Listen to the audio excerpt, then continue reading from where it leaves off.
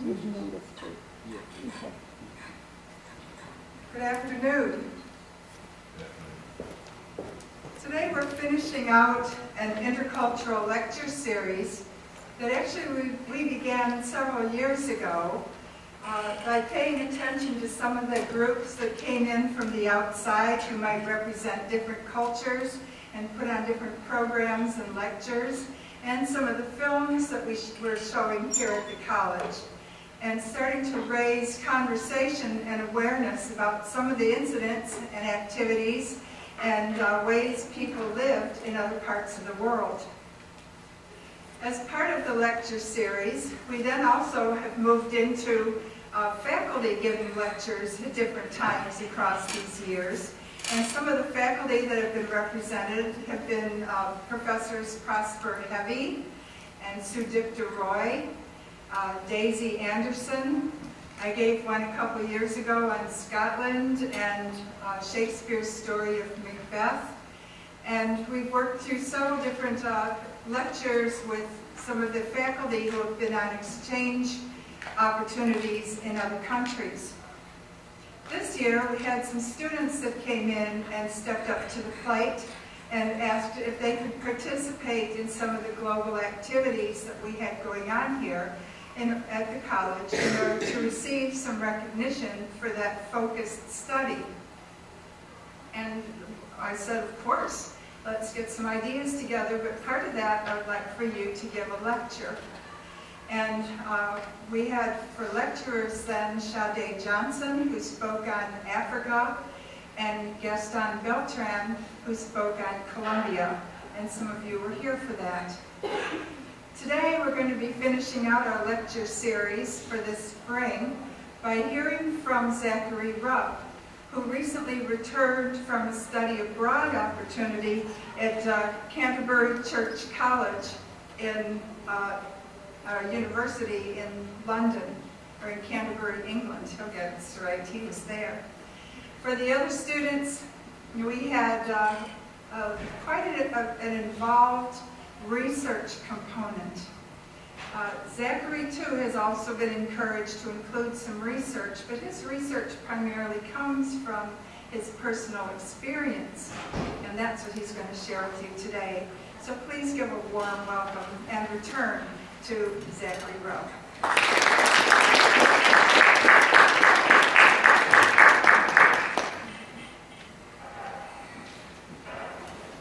Hi, how are you guys doing today?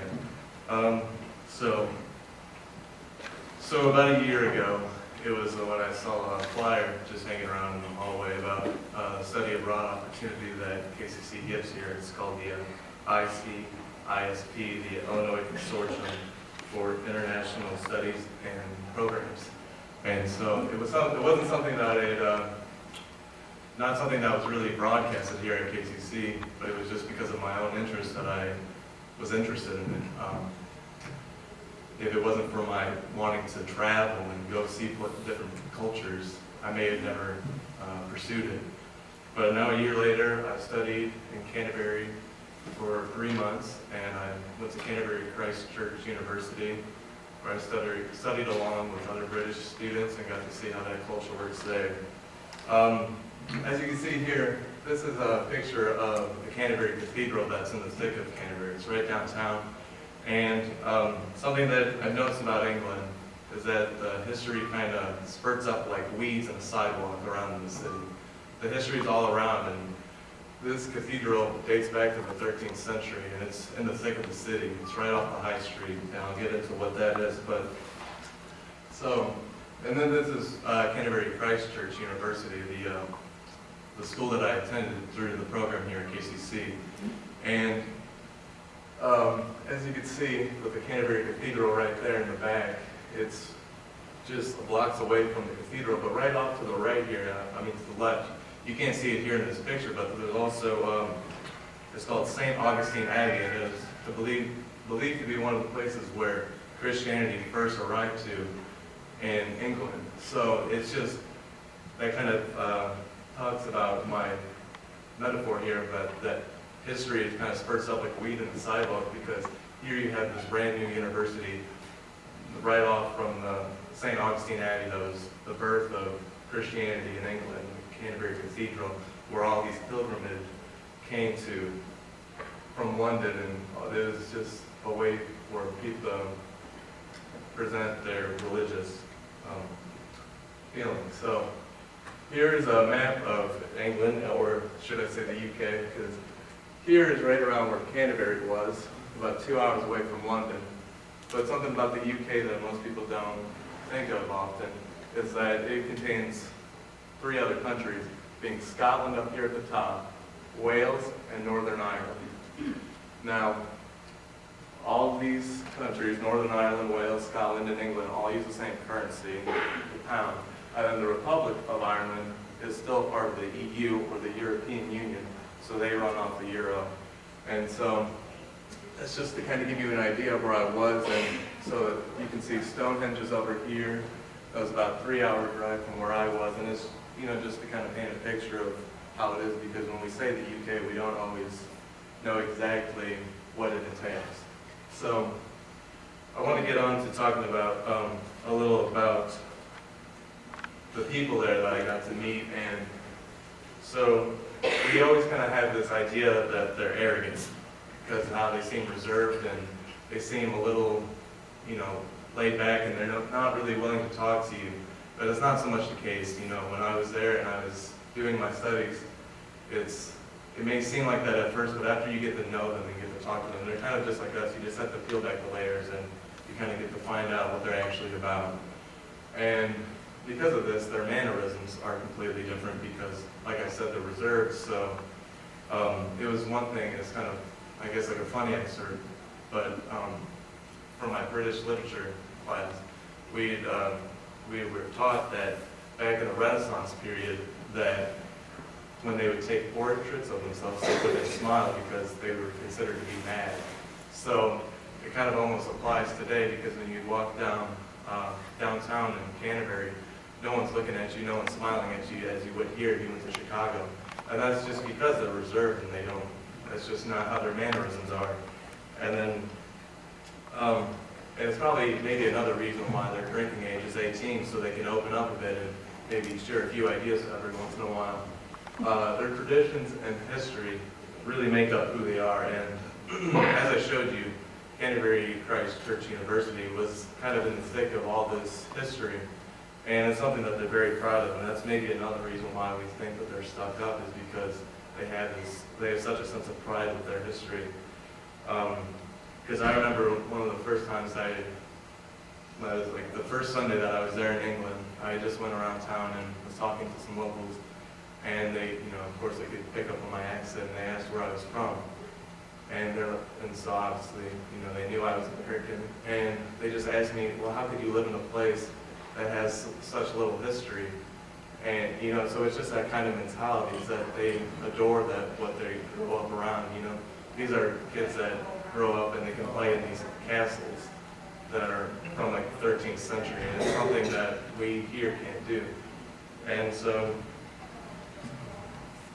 and another thing with like some of the, as we saw with the St. Augustine Abbey, we have national parks here. And they also have national parks, but they also have what is called the English heritage sites, that is apart from the national park system.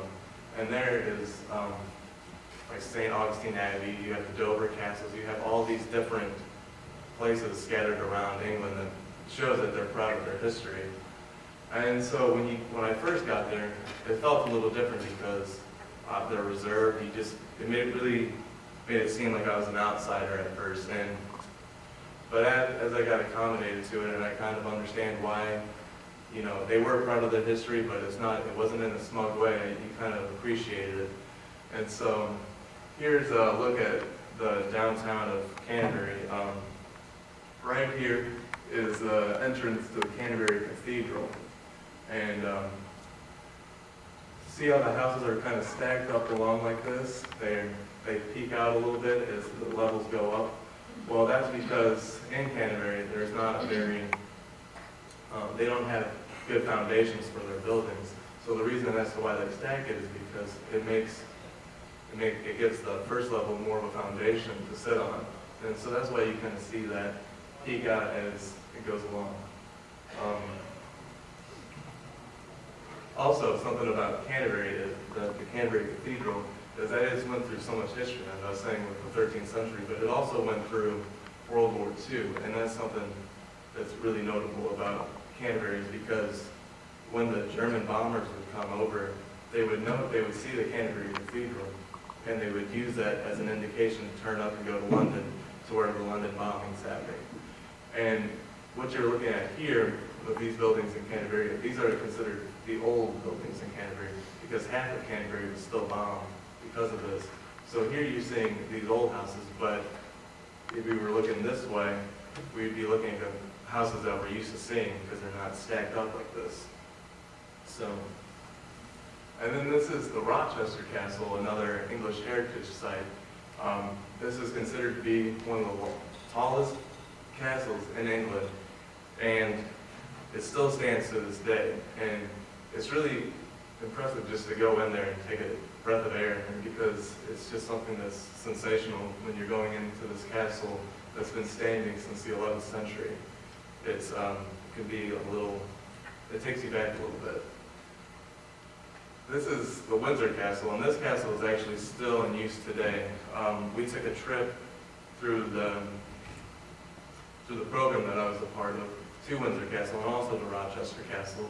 But we came to Windsor Castle, and the fun thing about when we went to Windsor Castle, that very weekend the Queen had went to visit. And that's kind of showing you that this is kind of like a weekend resort for the Queen to come to when she's feeling getting out of London.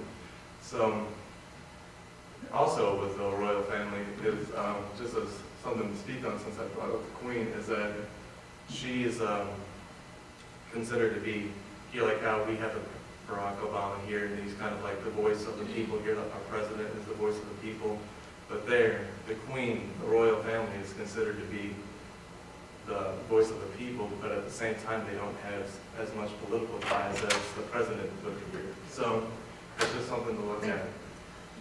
Now this is focusing more on how the British see themselves as Europeans, which they actually don't, because compared to the rest of Europe, British don't see themselves, they don't relate themselves to the continent. I remember when we started to learn about this in my British Studies class, we went up to my professor from my British Literature class, Steve Orman, and we asked him, well, do you consider yourself to be European? And he shot back quickly, no, I'm British.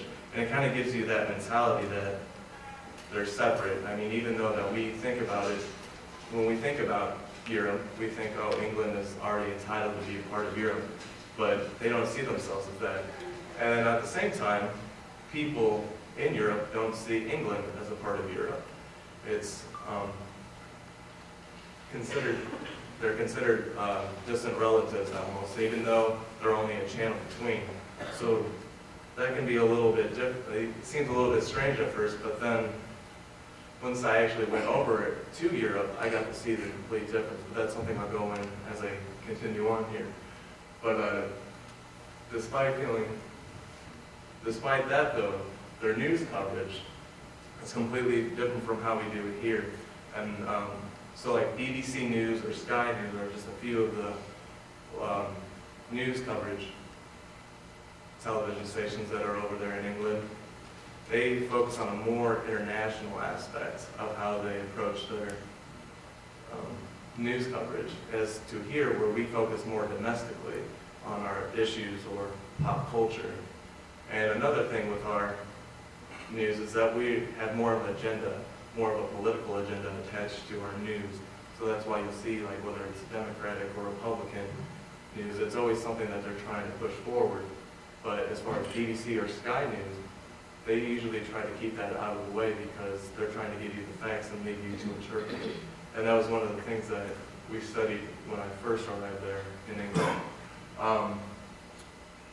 So even though they have this global outlook on their news, they're very secluded. As I said, they don't consider themselves European, and at that respect, they want to secede from the EU or the European Union, because they view themselves as so apart, because like I said, from the pound to a euro, they have different currency with a different exchange rate, they have different politics. So all of this has an influence on how they go about, they want to,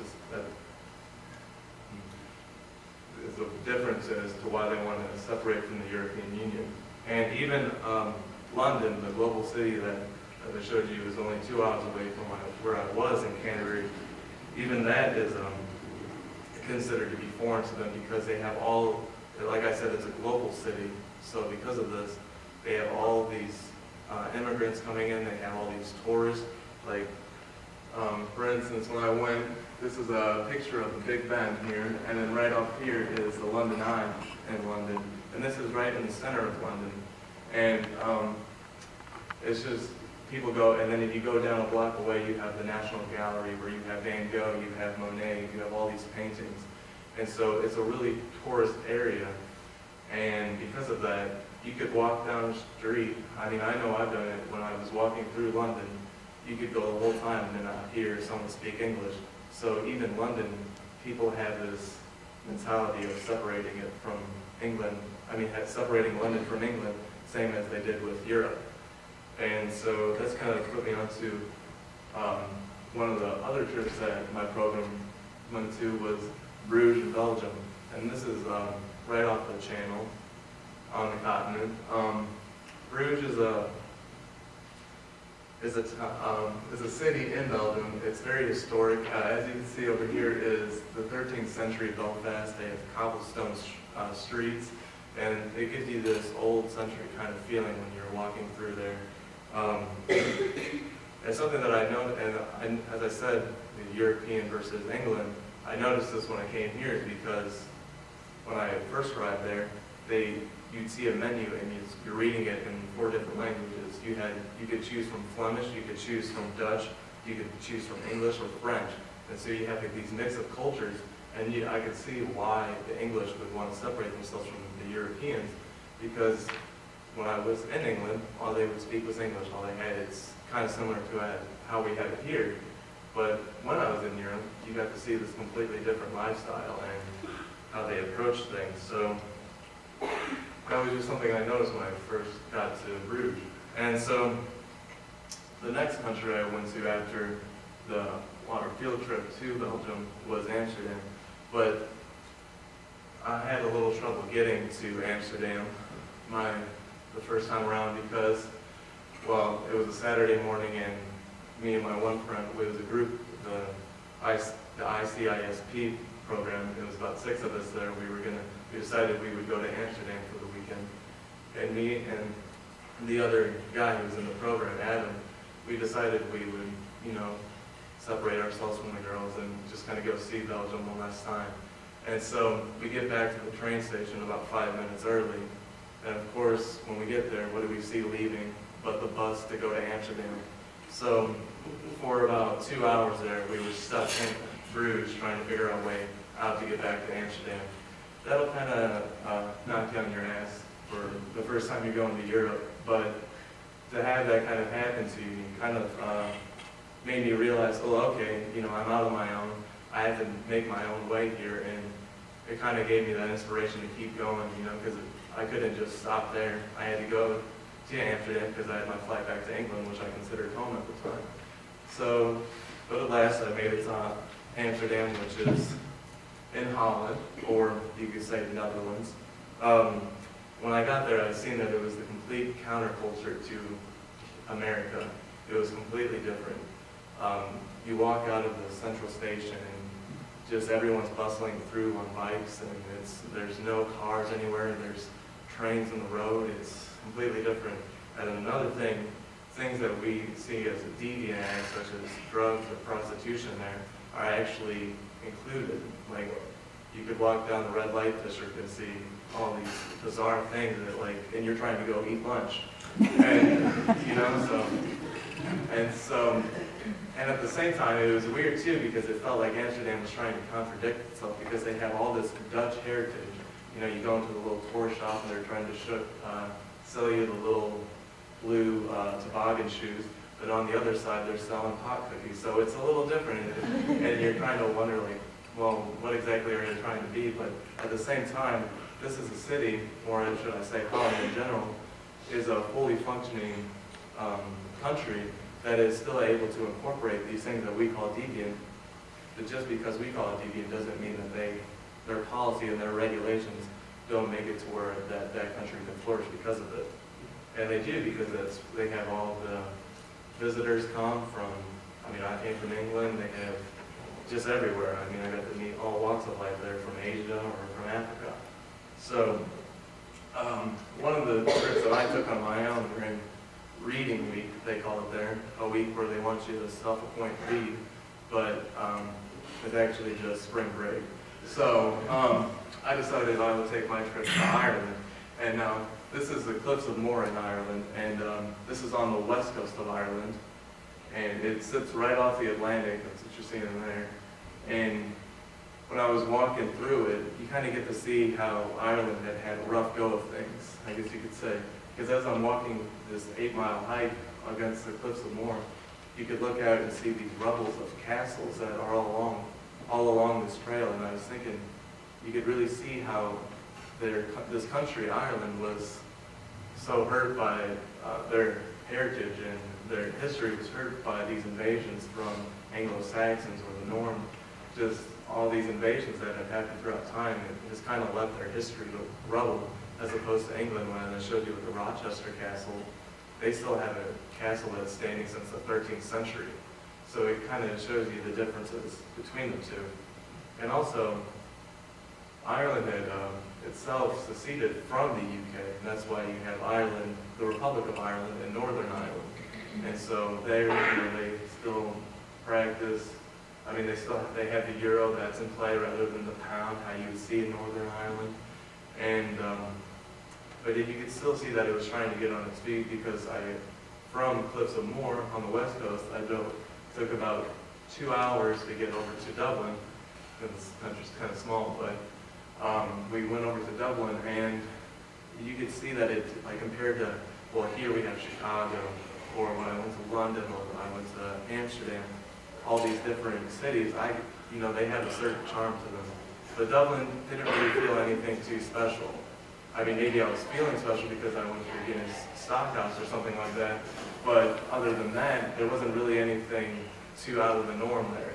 And so, that's one of my trips. But another trip that I took on my own was to Paris in France, and I was lucky enough to have my girlfriend come during spring break to come with me to go to Paris. And that was really unique, because when you get there, we got to the airport, and everything's in French, nothing's in English, and you're trying to work your way from the airport back to the main city in Paris. And so you're trying to read all these different signs, and you're trying to talk to the people, and they have no idea what you're saying. So you're just trying to pick up on any key word that you might remember. And so you get there, and I would like to say that French people are kind of true to the stereotype that they can be a bit stuck up. They're not the modest people that I thought they were. So when I got there, but it was still fun, because we only had a couple days, and we were acting like tourists, so that maybe could have been a part of the reason why. But at the same time, we only had a day, and we got to go see the Eiffel Tower. And to be able to see the Eiffel Tower or the Notre Dame Cathedral, these are things that you only see in the picture, and here I was behind the camera, and it's two totally different realities between being able to just see a picture of Paris, but actually being able to take a picture, because I was standing in front of the Eiffel Tower. Most people have on the carpet or in pictures of their bedroom. So it was kind of a surreal moment for me. So getting away from my traveling and on some more what I noticed while I was there in England was that a few of the policies that we covered in my English studies class. At first I wanted to talk about how we continue to struggle with gay marriage rights here in England. I mean, not in England, sorry, I'm still back there. As we still struggle with that here in America. in England in 2014, they had completely resolved that. And the Prime Minister, David Cameron, spoke on how he wanted to influence people to come out of the closet or, be proud of who they are, because England recognized, or UK as a whole, recognized that people shouldn't be oppressed for what they believe in, or like how their sexuality. So there was just one thing that I noticed, and it was kind of hard adapting to it as I came back here. Whatever you saw on the media, it was hard that we had like these two different view sides on it, when it's really just it boils down to someone's having equal rights as all of us do to marry. But another thing that we talked about in my English studies class was that there's a very strict gun control in England. No one there is able to carry an automatic handgun as we have the right to concealed carry here in some states.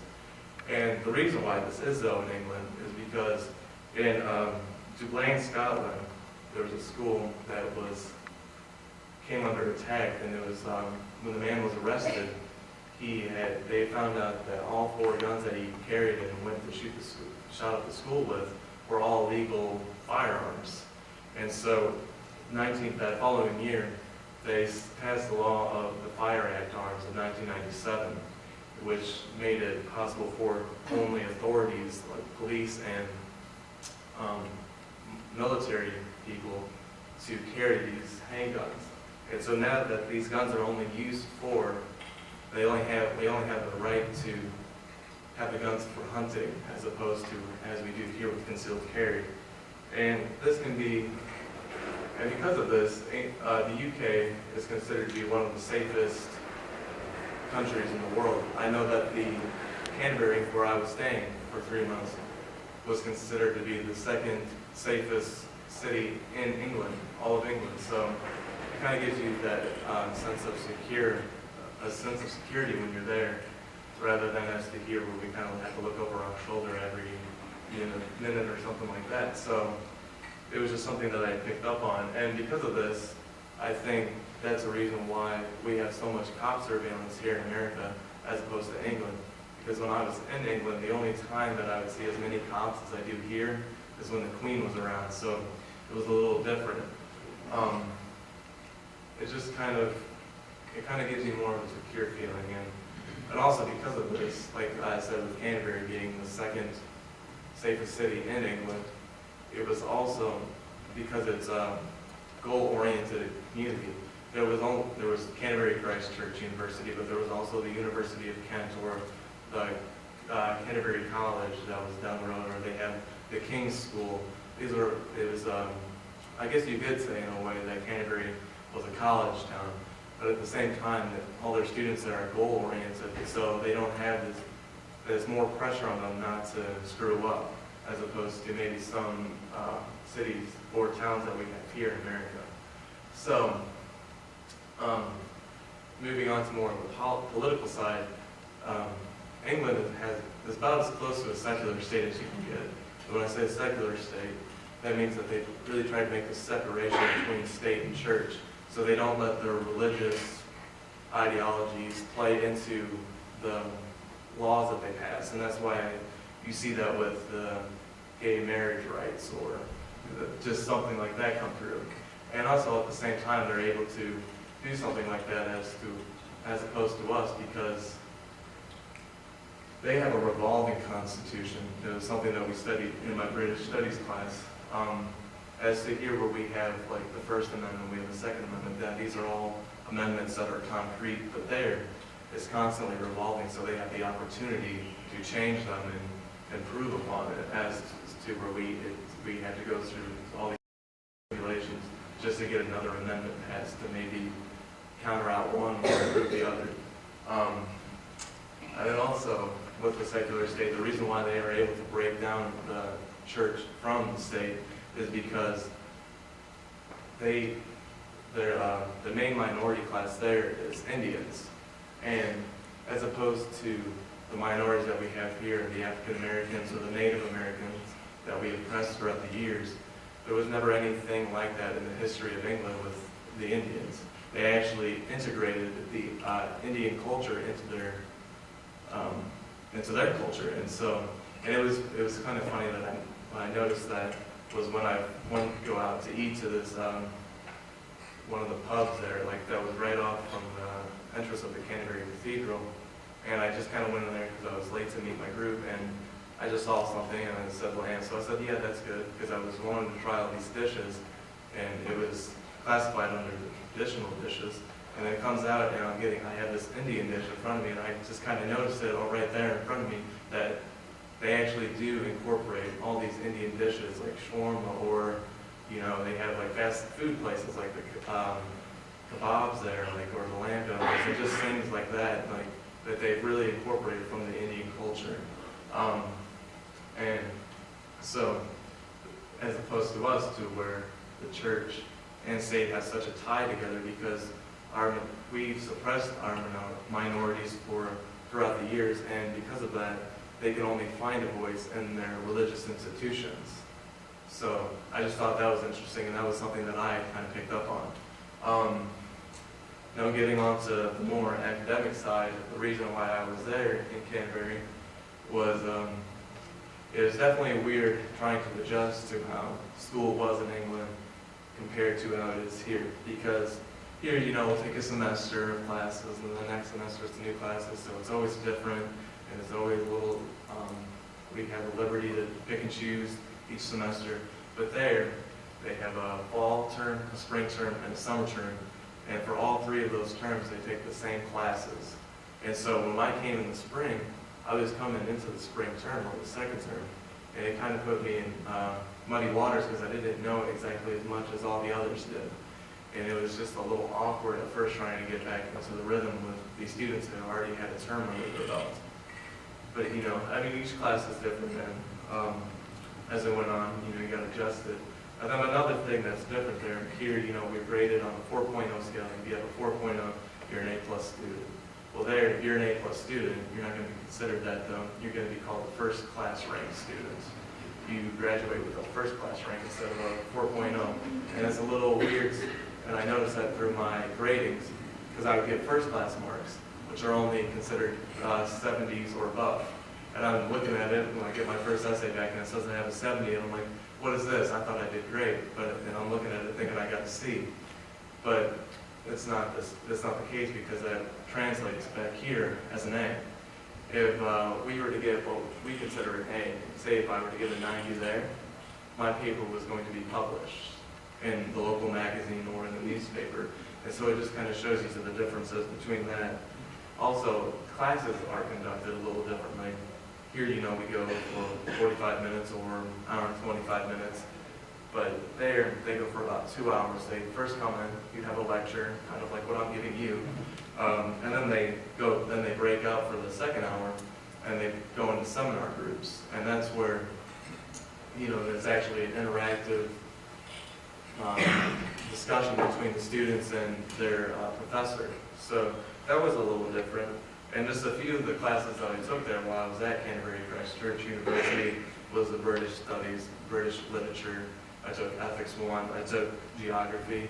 And so it was kind of normalized as we see here. But the names that they gave it were kind of weird. As for instance, the British Literature class was considered, they called that Wayward Wives and Mad Men. And so, like, what is that? Or Geography, they called that Geography of a Changing World. So they like to give themselves some funny names, but at the same time, it's all the same. So, I guess what I wanted to end it on here was how you need to just go study abroad. Whether it's here at KCC, whether you go off to another college or university, you need to seriously consider being a part of the study abroad program, because it's going to change how you approach a situation. I know for me, when I was in England, you get to see this culture and how they approach things differently. Obviously, like I said, with the Constitution, they're always revolving and it's always different. But here, we have it set in stone, so now it kind of gives me more of an idea as to how I should approach a situation, or how I should approach making, for later on in life, how I should approach, rulemaking or something like that for whatever my job may entail. And it can be intimidating at first, but you're actually going, you're not just traveling.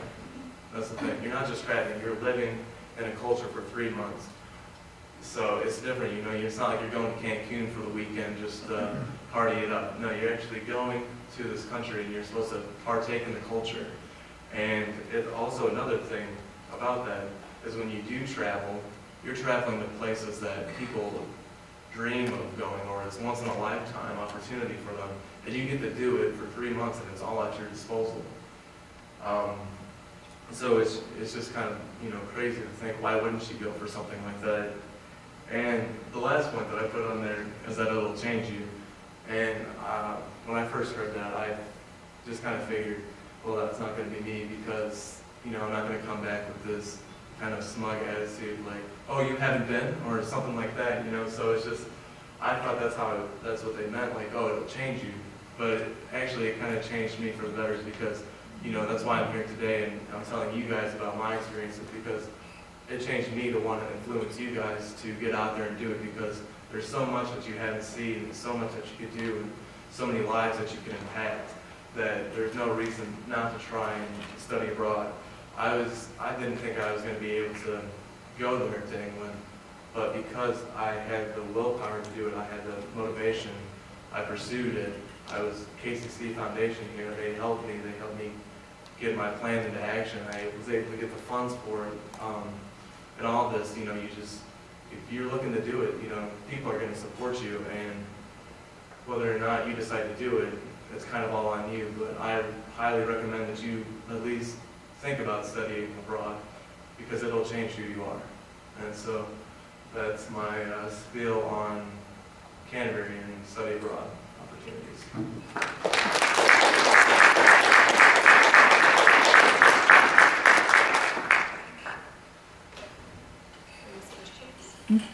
Zach, I have a question for you. Oh, okay. In your remarks in the beginning, you said they didn't smile much because in their history, people thought they were mad.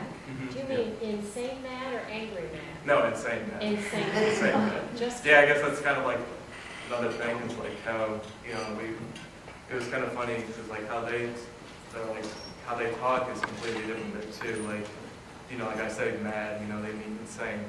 Or I remember one time I just went to like the local convenience store to try and get just like a plug-in, because the plug-ins are completely different there. I didn't know at first. But so I go there and I'm asking, well, do you have this in stock? And he's like, well, just loiter around here for a bit. And I'm just like, I'm thinking as he walks by, I'm like, he just told me to loiter around here. But I usually would just say, hey man, hang around and I'll be back, or something like that. Or when I first went, and I was like, oh, thank you. And they're like, oh, that's all right. It's like, that is not the proper response to what I just said. And so it's a little different at first, but, you know, you got to swing with it. So, yeah. When you went there and you were around, where did you live? Did you live with a resident or someone who's local? And Oh, yeah. So, like, yeah, I stayed with, like, through the ICISP, you have a homestay family. And so I was definitely in the thick of English life. And I was it was a little strange at first, you know, because this is someone I don't even know at all. Maybe emailed them once, they didn't get back to me. But, you know, emailed them once, they don't, you know, they don't know me, I don't know them. We're two totally different cultures colliding together in the same house. And how they live is completely different too, because I was kind of shacked up in this little house, but that's just how British life is. You know, they, like, they're reserved, as I was telling you, so they don't have too many possessions, and because of that, you know, they have these little apartments that we're all just trying to fit into on the block, so, yeah. and the food portion side is whenever you go out to eat, their culture, like, do they serve big portions like we do here in the US, or do they serve like smaller portions? Yeah, it was definitely small portions, and that was kind of rough because I was on a budget, so I wasn't used to the small ramens that I was getting. It was a little hard, but like, yeah, they definitely do give you smaller portions, but at the same time, I didn't see too many obese people while I was there, and if I did, I was like, well, how did you slip in? You know, it's kind of like that, like thought, you know, you have when you're seeing it, because you just like, it doesn't make sense to you because they give you all these small portions, and you know, everyone's walking by you, and they look like some models out of a magazine. And you're just like, wow, really? So that was different, and they, their food. That people like to say that their food is bland, like the fish and chips. It's really not anything too special, but maybe that's why they've integrated the Indian culture to spice things up a bit. So yeah. One last question, I'm sorry. No, it's okay. Is there culture there versus here in the U.S. it's more like you work till you die and your debt goes to your unborn child? Over there, is the culture over there more towards family, where family first and then work? Yeah, definitely. Because like one thing that I noticed while I was there, like High Street is like the main road that cuts through the town, and that's like where you have all your shopping and stuff. It's a footpath pretty much, what they call it High Street of each town. So like I saw that in all the different towns that I went to while I was there, and so as you can't go out to the High Street past 6 o'clock. The only thing that's going to be open is McDonald's, because they close up shop at like around 5 or 6 every night, so they can go home and be with their families. And so because of that, you see they really are, and not only family oriented, but they're community oriented, because like BBC and stuff like that, that's all funded by the English citizens. They all pay taxes, and that all goes to the BBC radio, or like you see here, like the Planet Earth. That's all funded by the citizens of England. So yeah. So for college, students who want to go to college in England, is the cost the same as it is here in the United States? And do students have to save their entire lives like they do here? How does that work? Right. Well, it's kind of the same here. Obviously, I don't know exactly. I knew that like Canterbury Christchurch University was like around like 8,000 pounds or like 10,000 pounds.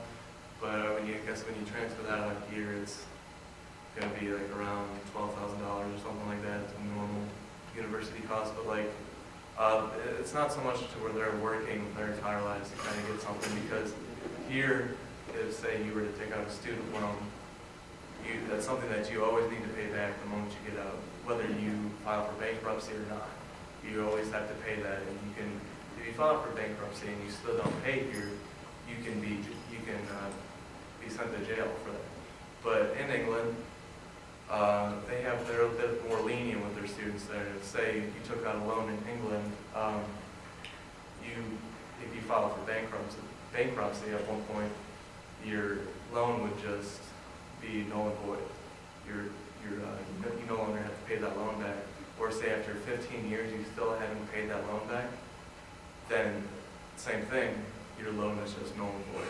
So it's kind of more lenient with their students there. So any last questions? Well, thank you very much for coming and sharing with us today, Zach. We appreciate it.